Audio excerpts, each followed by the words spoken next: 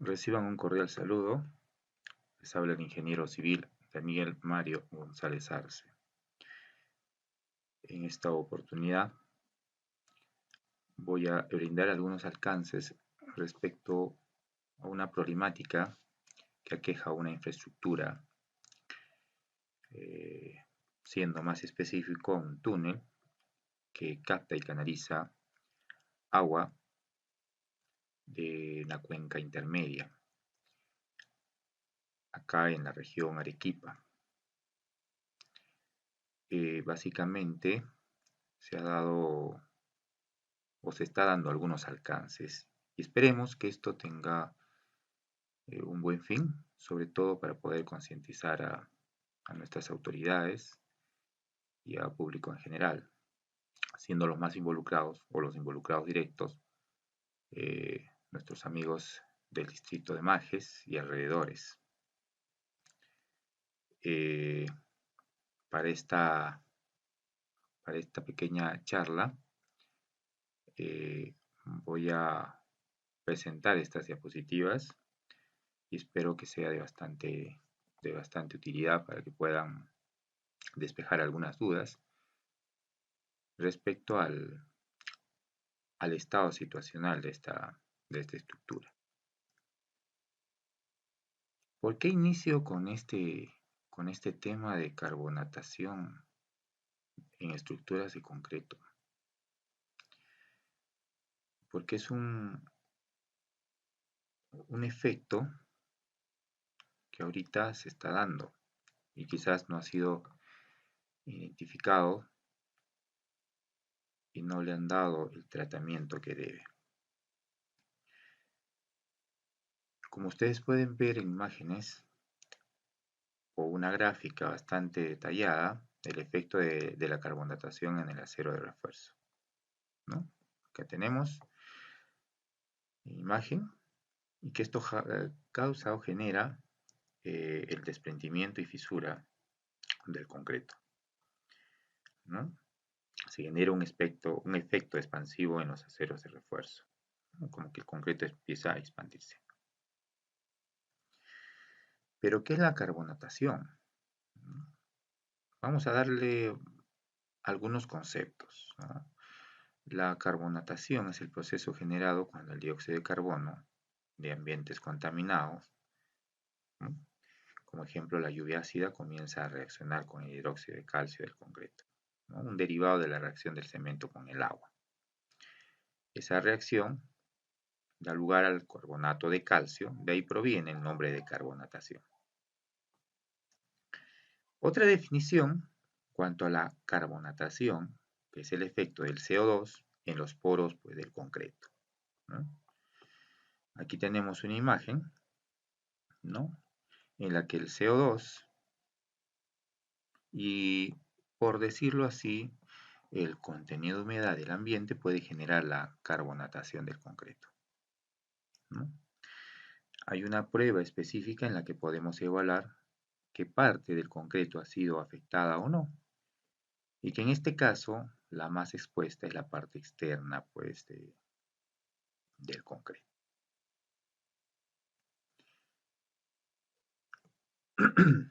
Más adelante voy a mostrar unos ejemplos donde se puede visualizar un núcleo de concreto donde hay una parte expuesta, ¿no?, al ambiente que va a tener una tonalidad y la parte interior, ¿no?, va a tener otra tonalidad, ¿no? Y vamos a tener dos tipos de concreto, un concreto sano, ¿no?, y un concreto carbonatado. Como les decía, el tema del CO2, ¿no?, o el efecto del CO2 es algo que se encuentra en el medio ambiente y con el que el mundo está luchando para poder minimizar. Pero es lo que verdaderamente con el tiempo tratará de deteriorar al concreto, ¿no? Ahora, el CO2, ¿no? ¿Qué implica el CO2? Pues es el dióxido de carbono, como lo menciono acá, que es un gas que no es inodoro, por decirlo así, ¿no? No tiene olor, no tiene color, es ligeramente ácido y no es inflamable, ¿no? Y es soluble en el agua cuando la presión se mantiene constante y está formando, pues, o está formado por una molécula lineal de un átomo de carbono ligado a dos átomos de oxígeno, ¿no? Para quienes han llevado química o tienen algo de memoria de los cursos de colegio o de universidad. Lo interesante, a ver, creo que tengo unas imágenes. Lo interesante, ¿no? Es que nosotros también generamos el CO2, ¿no? Los humanos y la mayoría de los animales, ¿no? Inhalamos oxígeno y exhalamos dióxido de carbono, ¿no? Y las plantas pues lo usan, ¿no? El CO2 para lo que es la fotosíntesis, ¿no? El CO2 ayuda a regular la temperatura del planeta, ¿no? Eso es porque el CO2 es uno de nuestros principales gases de efecto invernadero, ¿no? Actúa como un cristal, ¿no? De un invernadero de madera, de tal manera que mantiene el calor, ¿no? Del Sol atrapado dentro de la atmósfera de la Tierra, ¿no? Y eso tiene también su parte positiva, ¿no? Porque sin él también el planeta sería demasiado frío como para poder vivir, ¿no? Entonces hay que tener, digamos, esas consideraciones.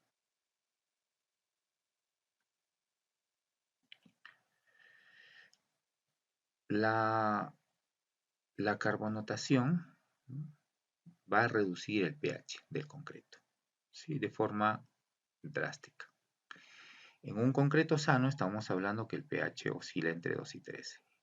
Y una vez que comienza el proceso de carbonatación, pues este se va a ir reduciendo, ¿no? De tal manera de que el concreto ya no va a ser ligeramente alcalino o moderadamente alcalino, sino que ya va a tener una tendencia ácida, ¿no? Moderadamente ácida o ligeramente ácida, por decirlo así.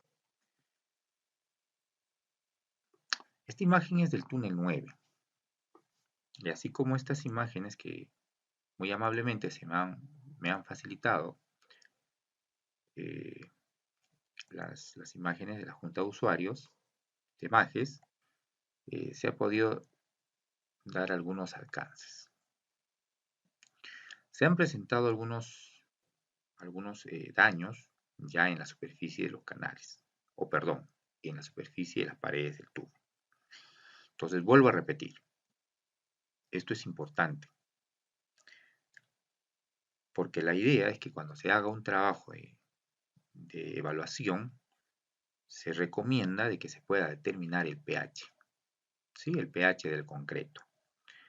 Ahora, cuando el valor del pH llega a niveles inferiores a 9, la alcalinidad del concreto ya no es suficiente para mantener pasiva la capa de oxígeno protectora de las armaduras de acero, ¿no?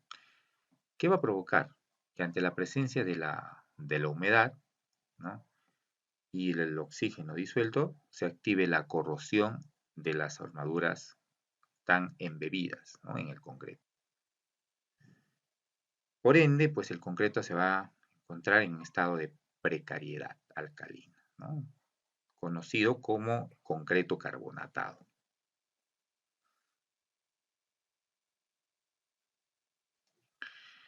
Nuevamente, estas imágenes indicamos lo siguiente: las posibilidades de profusión de la carbonatación en el concreto están en relación directa al tiempo y la profundidad, ¿sí? El espesor del recubrimiento es, por tanto, un factor determinante ante estas variables. Y lo más probable es que el espesor del túnel o de lo que conforma este túnel no ha sido lo suficiente. El recubrimiento también juega un papel importante. Entonces, la carbonatación del concreto es un fenómeno relativamente lento. Por ejemplo, ¿no? Acá doy un alcance. Si el concreto estuviera bien dosificado, ponemos como ejemplo 350 kilogramos por metro cuadrado, perdón, por centímetro cuadrado, ¿no? En unidad de carga por unidad de área, la profundidad a la que llega la carbonatación es de 4 milímetros en 2 años, y así va avanzando, ¿no? 10 milímetros en 8 años, 20 milímetros entre los 20 y 25 años. Por obvias razones, pues ya se entiende que estos canales también ya han cumplido cierta cantidad de años y evidencian, digamos, estas patologías. Ahora, cuando la carbonatación empieza a experimentar la profundidad del refuerzo, la capa de oxígeno protectora y pasivadora deja de ser pues estable, ¿no? A este nivel de pH, que está por debajo de 9, no es posible que empiece la corrosión, ¿no? Dando como resultado un agrietamiento y fisuramiento del concreto, como se puede visualizar en pantalla. Ahora, estamos asumiendo, ¿sí?, que ya existe la presencia de corrosión sobre la superficie del túnel en un 65%. La corrosión en el concreto armado es un problema que no solo afecta a la integridad estructural, sino también compromete la resistencia de los elementos resistentes. Ahora, obviamente, esto debido a que la permeabilidad favorece pues, la generación de la corrosión, ¿no? Recomendación: concreto debería ser concreto impermeable desde su dosificación, o emplear algún tipo de aditivo que pueda formar algún tipo de capa protectora para poder obtener pues una superficie impermeable. Lo otro es la reducción de los espesores de las armaduras y fallas por agrietamiento, ¿no? Este fenómeno se debe a la alcalinidad del concreto, ¿no? La alcalinidad va reduciendo, se va volviendo un concreto ácido, o va obteniendo un pH ácido, perdón, cuando reacciona con sustancias ácidas o la presencia de una cantidad suficiente de cloruros. No estamos descartando la presencia también de cloruros. Ojo, no estamos descartando la presencia de cloruro. Algo que yo también quisiera acotar, ¿no? Algo que yo también quisiera acotar es lo siguiente, que dentro de los tipos o de las clases de exposición estamos hablando del principal, que vendría a ser la corrosión por carbonatación, ¿no? Y hay imágenes donde sí se evidencia. Lo otro que no debemos tener, digamos, o no deberíamos descartar es la corrosión por cloruros, eh, bueno, no digamos marinos, pero otros, ¿no? O ataques químicos, ¿no? Y como en este caso sería la baja permeabilidad, ¿no?, que directamente ataca pues al acero, ¿no?, o al refuerzo de la armadura. También tenemos una clase de exposición que sería pues, la reacción álcali agregado. La carbonatación puede causar problemas de corrosión incluso en concreto de alta calidad. Llamémosles un concreto de 350, ¿no? Ahora, si a eso sumamos un recubrimiento bajo del concreto y defectos de superficie tales como grietas, ¿no?, y pequeños agujeros, proporcionan pues una ruta directa al acero de refuerzo, ¿no? No va a pasar mucho tiempo antes de que el acero en el área de esta grieta pues empiece a corroerse, ¿no? Lo que yo estoy dando, o las pautas que yo estoy indicando, es lo que se ha evidenciado. Ahora, la solución no sería pues sellar pues las fisuras. Ya tenemos un concreto contaminado, ¿no? Como yo lo comentaba hace un par de días,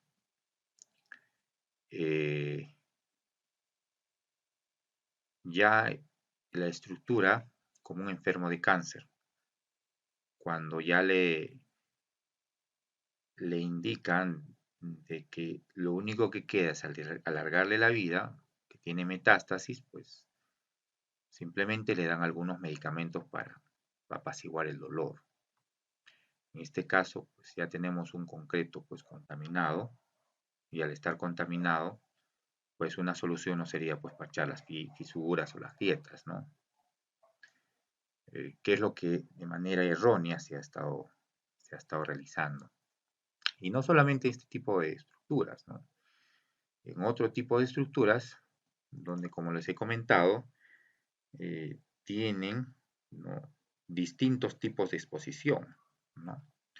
Una grieta o una fisura mm, tiene distintos tipos de interpretación. No simplemente lo puedo relacionar con la parte sísmica, ¿no? Una grieta y una fisura y la corrosión, etcétera, está relacionado pues a carbonatación, a cloruros marinos, otro tipo de cloruros, a congelación y deshielo, ataque químico, baja permeabilidad, incendio, ¿no?, etcétera, etcétera, etcétera.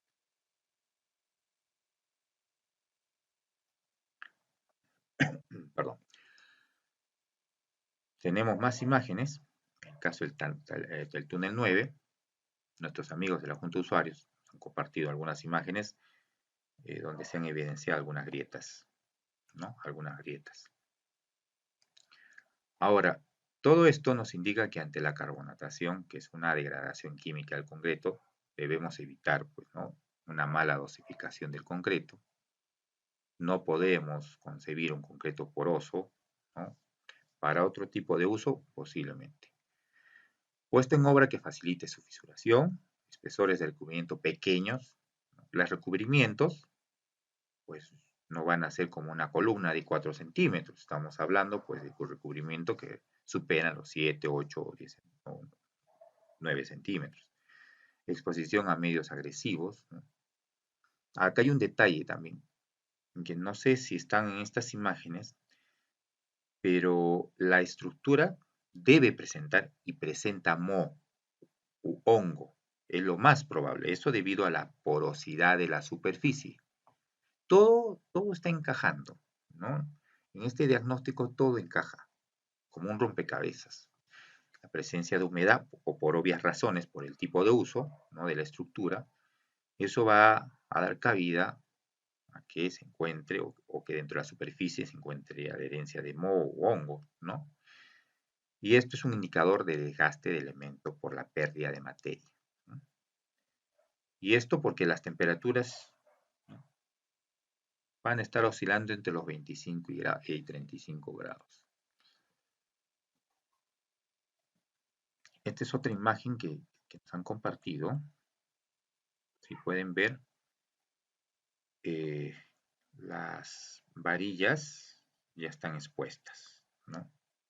Ya al estar expuesta, pues obviamente ya es evidente, ¿no?, lo que va a provocar. Existen revestimientos protectores del concreto que reducen la velocidad de carbonatación del hormigón. Estoy recomendando para quienes vayan a realizar el estudio, ¿no?, que tengan en cuenta ello. Y que tengan en consideración las siguientes propiedades: impermeabilidad a los cloruros y al agua, ¿no?, una buena adherencia, resistencia a la intemperie, resistencia a la difusión de gases, si los hubiera, permeabilidad para facilitar la transpiración del concreto, resistencia a las variaciones de temperatura, resistencia al ataque químico y resistencia a la abrasión. No todos quizás encajen en los requerimientos y en estas especificaciones que uno vaya a determinar, pero el que más se adecue al tipo de uso o a la importancia de la estructura, pues se deben considerar estas, ¿no? Sobre todo este de acá, ¿no? El tema de los gases, ¿no?, el vapor de agua que se genera obviamente en los canales o en los túneles. Tenemos la presencia de grietas y fisuras en túneles, especialmente con refuerzos de concreto fundido, concreto armado, ¿no?, y concreto lanzado. Son respuestas a los esfuerzos a que está sometida la roca o suelo alrededor del túnel.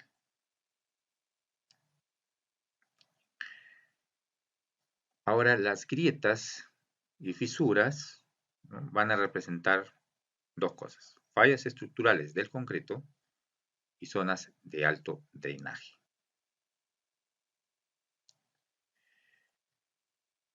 Ahora hay un daño provocado por el efecto del agua sobre las estructuras de túneles. externos, ¿no? Alrededor de los túneles, pero que no va a afectar la estructura. Estructurales, estos afectan la conformación adecuada del túnel, y funcionales, que estos afectan la funcionalidad adecuada del túnel. Hay unos problemas identificados en casos típicos que estoy también compartiendo, que es el deterioro del mortero, corrosión del refuerzo, degradación o reducción del refuerzo de concreto, suelo hinchable, perdón, ¿no? Levantamiento y daño del invert, erosión del mortero, pérdida de soporte, acción química, elevación del nivel freático, daños por congelamiento, corrosión de los anillos internos, etcétera, etcétera, etcétera. Estos son considerados como o clasificados como daños estructurales. Acá nuevamente insistimos en lo siguiente. Al bajar el pH del concreto, el acero de refuerzo queda desprotegido, ya que pierde su estado de pasivación y comienza el proceso de oxidación de la parilla. Esto ya es algo evidente, ¿no? En esta imagen ya se puede visualizar,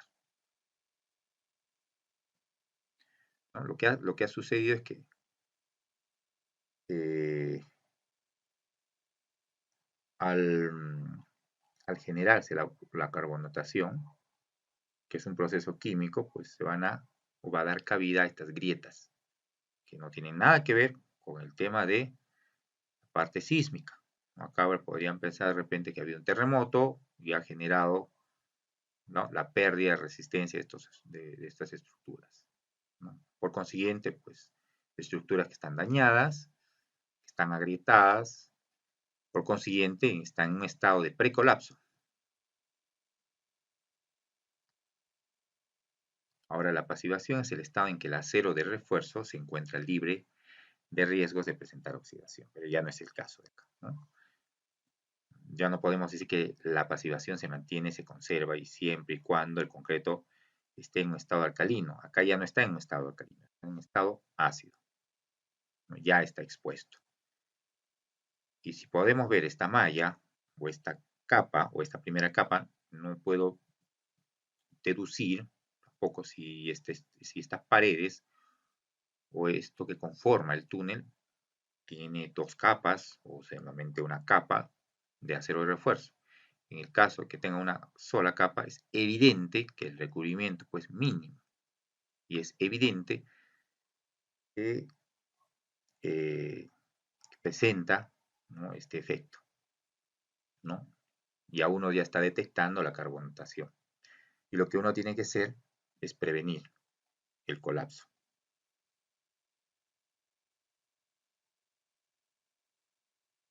Ahora, al dar inicio al proceso de oxidación, el acero de refuerzo se expande y truena, ¿no? Truena el concreto, que es lo que ha sucedido acá, concreto que lo recubre, ¿no?, que recubre en este caso el acero de refuerzo, por lo que ha formado pues grietas, ¿no?, que en este caso aceleran el ciclo de deterioro del acero.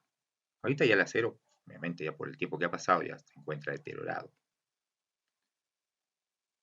corroído, ¿no?, hasta llegar al punto donde una estructura, o en este caso, la estructura del puente, puede perder secciones de concreto que se desprenden pues por completo, ¿no?, encontrándose en una fase ya de precolapso.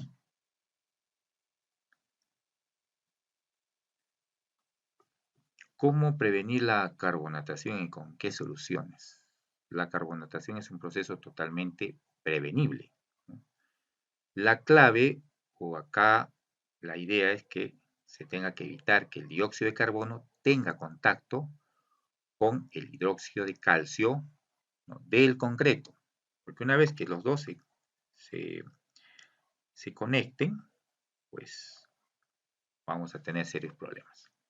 ¿Y cómo podemos prevenir ese contacto, no?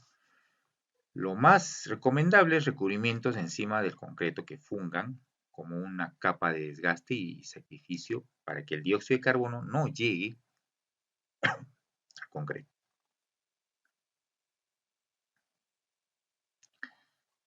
Podemos utilizar pinturas anticarbonatación, ¿no? Tratamiento hidrófugo del concreto, inhibidores de la corrosión, métodos electroquímicos anticorrosión, inhibidores de absorción, los pasivadores de oxidación también, ¿no? Entre oxidantes y no oxidantes. Pero para ello, pues, hay que tener una cultura de mantenimiento, de cuidado, ¿no? Para este tipo de estructuras. Preventivo, mantenimiento preventivo, correctivo y predictivo, ¿no? En el caso de preventivo, hay que hacer la verificación del estado del elemento a mantener. Correctivo, ya hay que tomar medidas, en este caso, reparar, ¿no? Los defectos no subsanables en el momento y averías que se vayan a presentar, ¿no? Y el predictivo, ¿no? Un análisis de las operaciones de mantenimiento para su optimización. Hay algunas recomendaciones en cuanto al mantenimiento y reparaciones de túneles, ¿no? Que también les estoy compartiendo. En este caso, eh, hay que tener en cuenta dos efectos, ¿no? La degradación del terreno y el deterioro del sostenimiento y revestimiento, ¿no? En el caso de la degradación del terreno, si fuera este el caso, ¿no? Hay que verificar la inestabilidad del terreno, si hubieran causas artificiales, si hubiera agua en circulación. Y de la misma manera, para evitar el deterioro del sostenimiento y revestimiento de las paredes del túnel, hay que hacer un estudio o construcción, o mejor dicho, hay que evitar una construcción deficiente mediante un estudio, una modificación de condiciones de explotación, fisuración por variación de temperatura, acción del agua, acción del fuego, etc. De manera general, el mantenimiento es el conjunto de actividades destinadas a cuidar la seguridad del túnel, para prevenir el desarrollo de deterioros en todos los componentes de la estructura de sostenimiento y el revestimiento, que son generadas por las fallas e inestabilidad del terreno, ¿no? Con la finalidad de corregirlas y disminuir el impacto de la circulación, riesgos de accidentes y mayores deterioros de la estructura del túnel. Patologías, problemas de conservación. El agua es la causa principal, ojo, de la degradación del terreno y del deterioro del sostenimiento del revestimiento, en este caso de la estructura de concreto. Para los métodos de estudio, ¿no? Se recomienda la recopilación de información, geología, método de excavación, incidencias ocurridas, periodicidad de la auscultación y movimientos detectados de la misma. En cuanto al estudio de daños existentes, hay que hacer sondeos, métodos geofísicos, inspección visual. Todo esto para que puedan ustedes tener en consideración en cuanto al mantenimiento, puedan realizar las medidas correctivas para la reparación. Y en cuanto a la reparación de túneles, método de reparación provisionales en túneles no revestidos. En nuestro caso, pues sería para túneles revestidos, ¿no? También si puede hacerse un tratamiento al terreno, se debe hacer el tratamiento al terreno.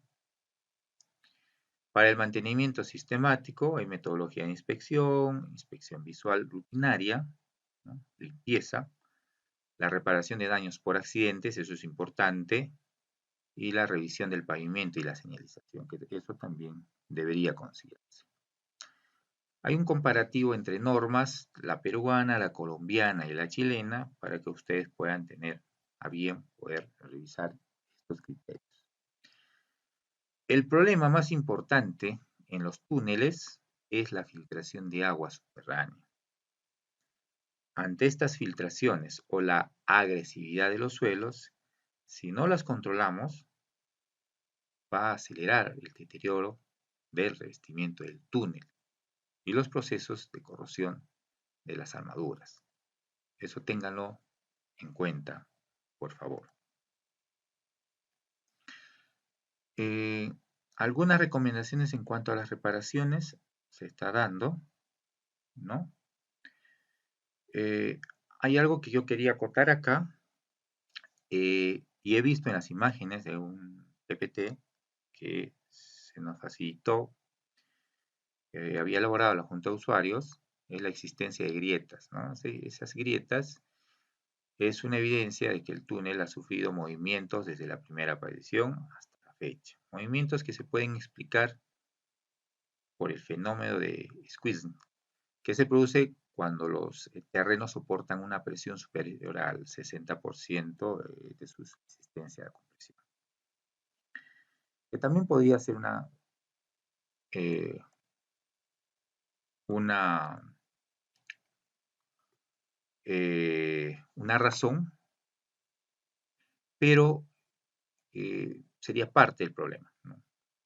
Y hemos indicado cuál sería el problema en general, que vendría a ser la carbonatación. Para ello, estoy recomendando, para quienes vayan a realizar la evaluación, quienes están o si ya han realizado la evaluación del túnel, ¿sí? Por esa parte no tengo conocimiento, si ya están tomando las medidas preventivas, poder optar por una simulación de proceso de fluencia de la zona de caverna, utilizando un programa que se llama Flux 3D, donde ustedes deben tener en consideración algunas propiedades, que son en este caso la del terreno, y también poder tener algunos alcances de la junta, de la grieta, de las fallas, ¿no?, que se han dado en el interior del túnel, ¿no? Características de las juntas, propiedades elastoplásticas del macizo rocoso, si estuviera pues en una estructura enterrada, ¿no? Y las características de la resistencia del terreno, ¿no? Son algunas consideraciones que deben tener. Otra de las consideraciones que yo estoy recomendando es que puedan trabajar, por favor, con un software para el cálculo de la velocidad de deterioro de los hormigones sometidos a carbonatación. ¿Sí? Eh, Antes de que me olvide, ¿sí?, en cuanto al tema de carbonatación es muy importante, ¿sí? El, el tema de carbonatación es algo muy importante que yo estoy dando como alcance. ¿Hay solución? ¿Hay recomendaciones que pueden darse para poder mitigar estos efectos? Sí. Pero la solución no es parchar grietas y dejarlo ahí. La estructura está dañada, está contaminada y posiblemente parte de la estructura donde presentan grietas muy notorias, pues ya sea el caso que tenga que reemplazarse, ¿no? Que se tenga que ya no rehabilitar, porque ya no puedo trabajar sobre una estructura dañada. Tendría que demoler o retirar esos restos y reemplazarlo. Ese es el detalle. Pero ese proceso, o mejor dicho, porción o parte del túnel ya se encuentra ahorita en proceso de carbonatación, ¿sí? Recuerden algo, ¿sí? La carbonatación es uno de los principales mecanismos de deterioro, no solamente de túneles, sino que también de puentes, por ejemplo, ¿no?, de concreto armado, en todo el mundo. De hecho, hace ya más de 15 años el proyecto BRIME, financiado por la Unión Europea, identificó que en este caso, a ver, hablemos de los puentes, ¿sí?, de carretera en Francia, Reino Unido y Alemania, presentaban deficiencias en porcentajes del 39, 30 y 37% respectivamente, ¿no? Siendo la carbonatación la causa principal, ¿no? O mejor dicho, la corrosión ahí, ¿ya? Debido a la carbonatación, ha sido la causa principal, ¿no?, para que estas estructuras se lleguen a contaminar. Proceso en el que el fenómeno de la carbonatación juega un papel importante. Recuerden, estimados, que la carbonatación es una amenaza actual y creciente, ¿no? Dada la situación climática actual, junto con el alto nivel de envejecimiento de los canales, de los túneles, de los puentes, ¿no? No solamente en Europa, sino que acá también en América.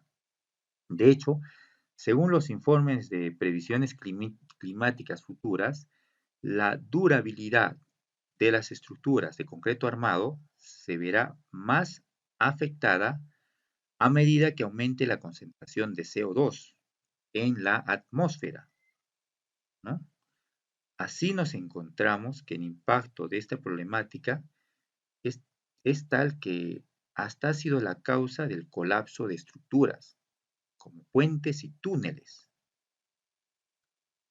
Eso a tenerlo en consideración, por favor. Pero ¿por qué hablo de CO2 tanto también? ¿Por qué recalco? Si bien les había indicado al inicio que nosotros, los humanos y la mayoría de animales, ¿no? Inhalamos oxígeno y exhalamos dióxido de carbono, las plantas usan el CO2 para la fotosíntesis, ¿no? Y ayuda un poco a regular la temperatura de nuestro planeta, sí, pero hay un detalle. No solamente somos nosotros los humanos y los animales y las plantas, sino que hay un exceso, ¿no? de CO2, y ese exceso de CO2 pues es consecuencia de las fábricas, de los autos, de los aviones, de la agricultura en gran escala, ¿no? Todos utilizan lo que llamamos combustibles fósiles, ¿no? El petróleo, el carbón y el gas, ¿no? Durante cientos de millones de años, los restos de plantas y animales que están llenos de carbono fueron enterrados bajo la superficie del planeta, señores. Algunos de estos restos se convierten pues en combustibles fósiles, ¿no? Entonces, cuando los quemamos, todo el carbono que se ha almacenado durante un periodo de tiempo, increíblemente largo, se libera muy rápido en forma pues de CO2. Pero, ¿cómo de altos son los niveles de CO2? Para que tengan un alcance. Yo voy a irme al año 2020, no tengo el dato ahora en el año 2023 de cuánto, de qué cantidad de CO2 o de dióxido de carbono, pero en el año 2020 hay un dato, una cifra. La cantidad de dióxido de carbono en la atmósfera era de 413 partes por millón. En 1670 la cifra era de 325 y al comienzo de la era industrial era aproximadamente de unos 280 a 290. El aumento a la fecha pues ha sido enorme, ¿no? Los niveles de CO2 se han acelerado rápidamente, ¿no? De hecho, pues los expertos, ¿no? calculan que la última vez que hubo tanto CO2 en la atmósfera fue probablemente pues hace más de 3 millones de años, ¿no? Cuando el nivel del mar pues estaba entre 15 y 25 metros por encima del actual. Para mantener la vida en la Tierra como la conocemos, necesitamos limitar la cantidad de CO2 que se libera. Pero para limitar esas emisiones, primero tenemos que saber cuánto CO2 estamos emitiendo, ¿no? No solo como humanidad, señores, sino como individuos. Y ahí entra un concepto interesante, la huella de carbono, ¿no? La huella de carbono se refiere a la cantidad total de gases de efecto invernadero liberados a la atmósfera terrestre, ¿no? como resultado de las actividades de una persona o una organización. Entonces, para calcular tu propia huella de carbono, necesitarías saber la cantidad de gases de efecto invernadero, como el dióxido de carbono, que eres responsable, pues, de crear. Tú estás respirando, estás inhalando y estás exhalando CO2, dióxido de carbono. Por eso tanto se habla del tema de impacto ambiental, de nuestra atmósfera, el daño que le estamos ocasionando. Y créanme que esto, pues, repercute en estas estructuras, aunque no parezca, ¿no? Entonces hay que tener en consideración ello. En pantalla les estoy mostrando, pero antes de que me salga del tema, estoy recomendando un software para carbonotación, ¿sí? Que, bueno, ya les voy a dar algunos alcances en unos momentos. A ver, eh, no es complicado poder obtener este equipo para pruebas de carbonotación. Este conjunto de equipos sencillo está usado para determinar la profundidad de carbonatación de la carpa carbonatada cerca de la superficie del concreto endurecido, ¿no? Esto sí más bien no está adecuado para concreto hecho con cemento de aluminato de calcio. ¿Sí? Bueno, eso por si acaso para los técnicos que están viendo mi video, ¿no? El conjunto consiste en dos botellas para lavado de 250 mililitros que contiene agua destilada y una solución de fenoltaneína, ¿no? Y una regla, ¿no? Para la profundidad de carbonatación. ¿Cómo haríamos las pruebas? Simplemente, pues hay un procedimiento, ¿no? Hay un procedimiento. Para que el video no lo haga extenso, estoy pretendiendo realizar algunas demostraciones, ¿no? Quizás no con el canal, porque también hay que tener o hay que formalizar de repente un permiso para extraer núcleos, para poder realizar trabajos de campo, pero de repente podemos realizar algunos aportes con el fin de poder dar algunas recomendaciones y algunas pautas. Esta gráfica es interesante. Nuevamente voy a la parte de carbonatación.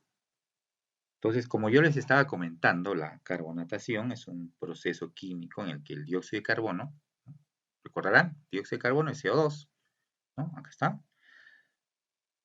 Este CO2 presente en el aire, ¿sí? Ustedes ingresan al túnel, van a encontrar CO2, ¿no? Está presente en el aire, se disuelve en la superficie de concreto o de hormigón, ¿no? Y reacciona con el hidróxido de calcio. Concreto contiene hidróxido de calcio. Y ese hidróxido de calcio se encuentra presente en la pasta del cemento hidratado, ¿no? Formando, ¿no? Carbonato de calcio. El carbonato de calcio, si no me equivoco, ¿no? Para quienes son químicos puedan corregir, estamos hablando de esta ecuación, ¿no? Cuando hablamos de que el CO2, ¿sí? Reacciona con el hidróxido de calcio,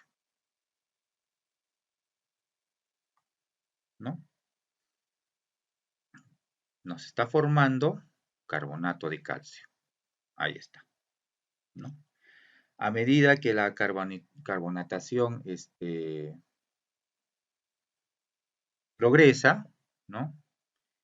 El pH en el interior, ¿sí? El pH en el interior del concreto va disminuyendo, ¿no? Gradualmente, lo que eh, conlleva a una disminución de la alcalinidad, ¿sí? A la disminución de la alcalinidad.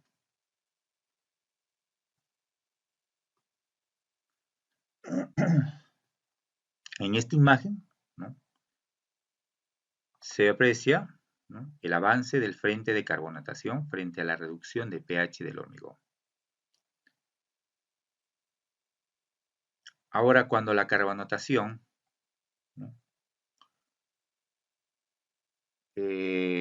Cuando el frente de la carbonatación alcanza la profundidad del acero, ¿ya? Acá ya se encuentra, se inicia la fase de progresión de la corrosión.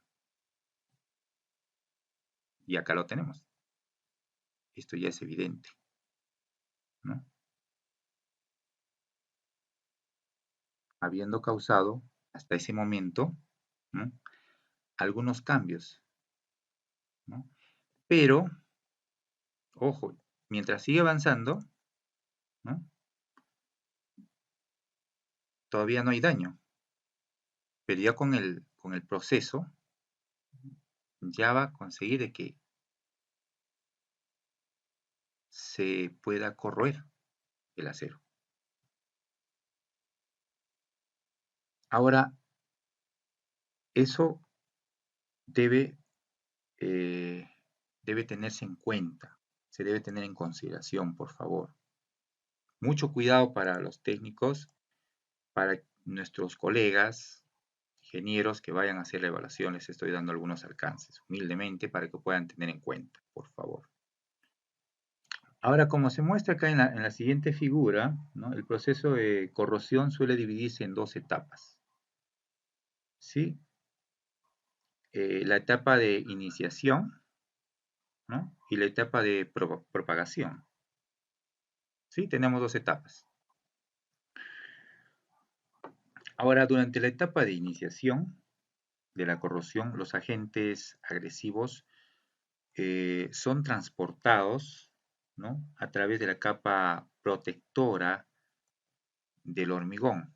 Esta vendría a ser la capa protectora, ¿no? Capa protectora de recubrimiento por medio de diversos mecanismos como difusión, eh, permeación, migración, torsión, etcétera, etcétera, etcétera. Y la etapa de propagación, ¿sí? De la corrosión comienza cuando estos agentes agresivos han alcanzado ya la armadura y han provocado la despasivación, por decirlo así, del acero, ¿no? Esto conduce a, digamos, una reacción, ¿no? De oxidación electroquímica que reduce el área, ¿no? De la armadura y da lugar a productos de mayor volumen molecular, ¿no? Causando pues obviamente el debilitamiento del acero y el desconchamiento del concreto o del hormigón, ¿no? Entonces este es un modelo conceptual de deterioro que muestra las etapas durante la vida útil de la estructura, ¿no? De la estructura de concreto armado, ¿no? Con respecto a la corrosión, ¿no? De la armadura.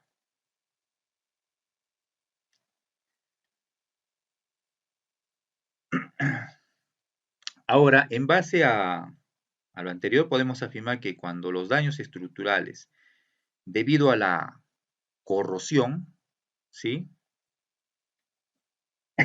De la armadura, se van a hacer visibles, ¿no? El deterioro se encuentra en una fase muy avanzada, ¿ya? Y puede ser demasiado tarde, ¿no? Para poder tomar medidas preventivas o de protección. Acá ya sería insulso tomar esas medidas.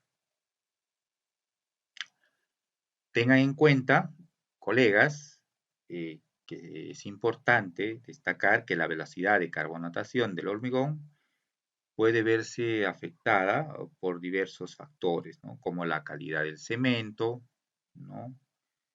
La relación agua-cemento, la exposición al dióxido de carbono, la temperatura y obviamente pues la humedad ambiental, porque ese túnel está, ¿no? Constantemente húmedo y con agua, ¿no?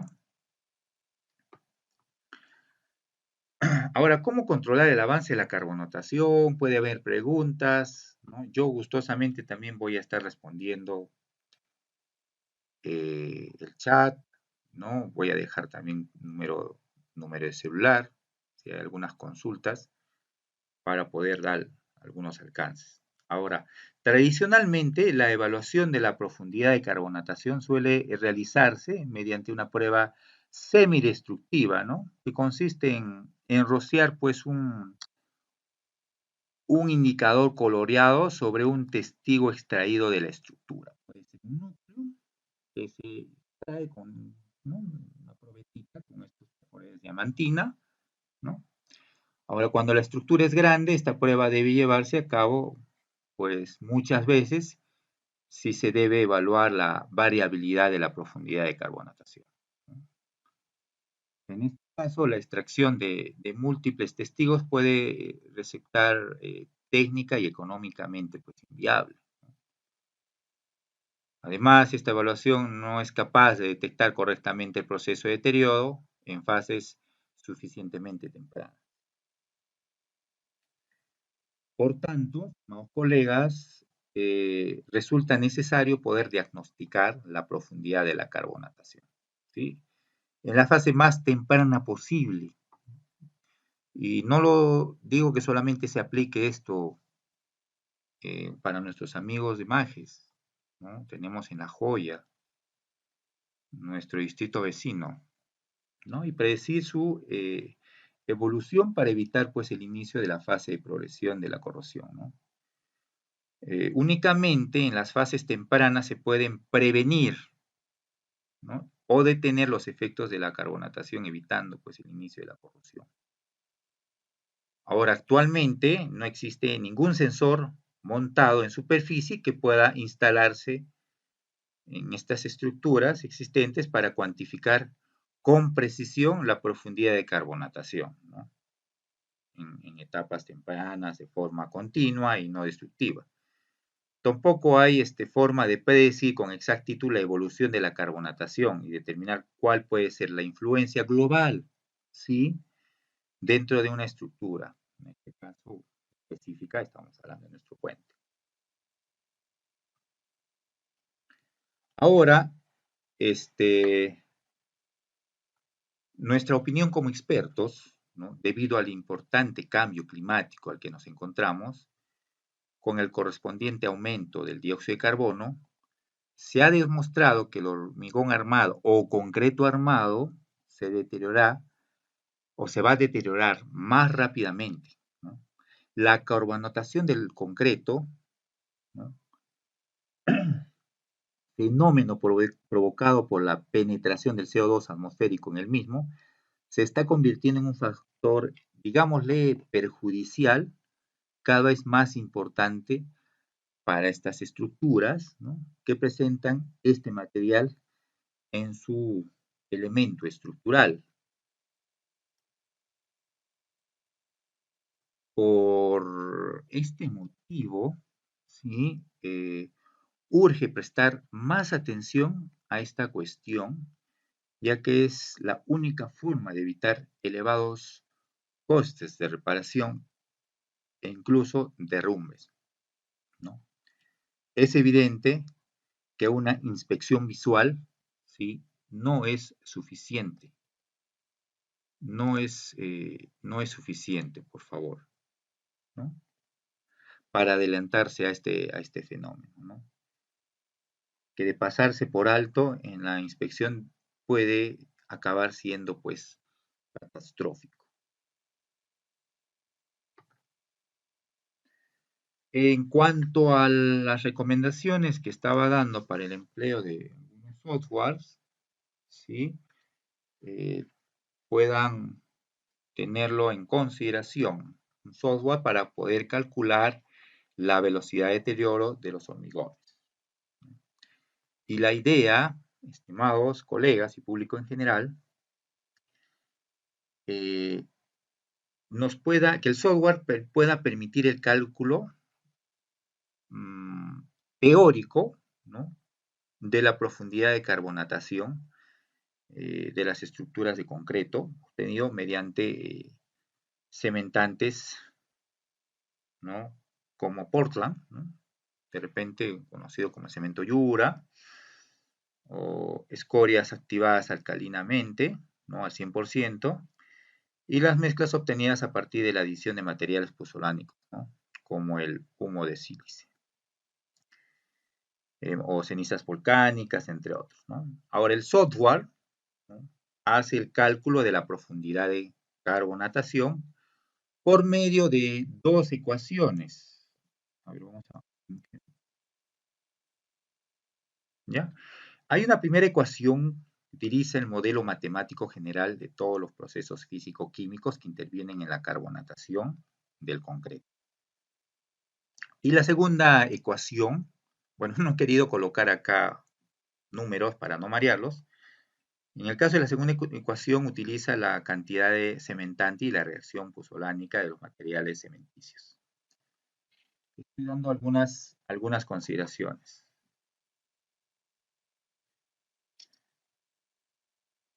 Entonces, para ello también se está visualizando en pantalla una especie de diagrama de flujo de programación. Lo tenemos acá.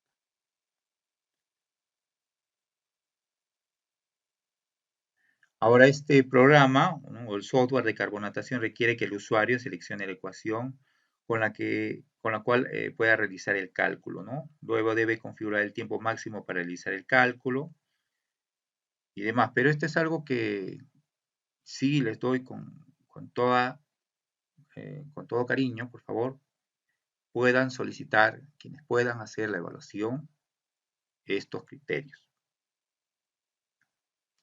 Es muy importante. Sí, es muy importante. Entonces, estoy dando algunos alcances, algunas pautas. Por el tema de tiempo no me estoy explayando demasiado, ¿sí?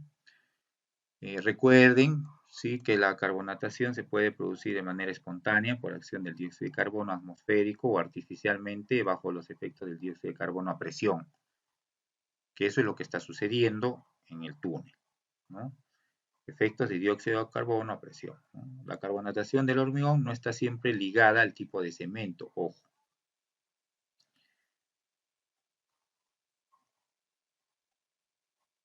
Algunas recomendaciones,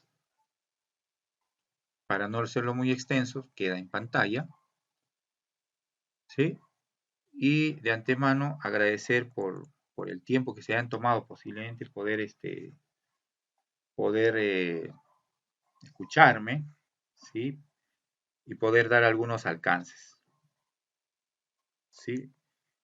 Recuerden también los conceptos básicos, por favor, que eso es muy importante para que se pueda tener en consideración en cuanto al diseño de la estructura. Recuerden que la falla es una condición no deseada que hace que el elemento estructural no desempeñe una función para el cual existe. Recuérdenlo, por favor. La falla es la pérdida en función de un elemento tanto por deformación, fluencia, como por separación de sus partes. En este caso puede ser una fractura. Tengan en cuenta, ¿no?, que en cuanto al concreto endurecido, las causas químicas que posiblemente se estén dando como esta estructura sea eh, como causa la composición del cemento o carbonatación, ¿no?, la oxidación del acero de refuerzo y la reactividad de los agregados. Porque ya hay causas físicas que van a posterior, ¿no?, como la contracción térmica, calor de hidratación, variaciones externas, refuerzo, forma estructural, flujo plástico, etcétera. Pero la principal causa, desde mi punto de vista, se las estoy indicando. Y, ojo, la razón por las fisuras, ¿no?, es por la presencia de carbonatación, ¿sí? Es por la presencia de la carbonatación. Por ello, la estructura se encuentra en una fase de precolapso. Eso sería todo. Muchísimas gracias y que Dios me los bendiga. Hasta una próxima oportunidad. En esta oportunidad se dio a conocer la problemática, o parte de la problemática de la infraestructura mayor de Río, que sería un túnel. Me hubiera gustado tener mayor alcances, pero con el compromiso de poder dar alguna visita técnica, Dios mediante, y las coordinaciones se puedan realizar con los representantes, con vuestras autoridades que representan en este caso al pueblo, a la sociedad y directamente a los involucrados. Muchísimas gracias, que Dios me los bendiga y hasta una próxima oportunidad.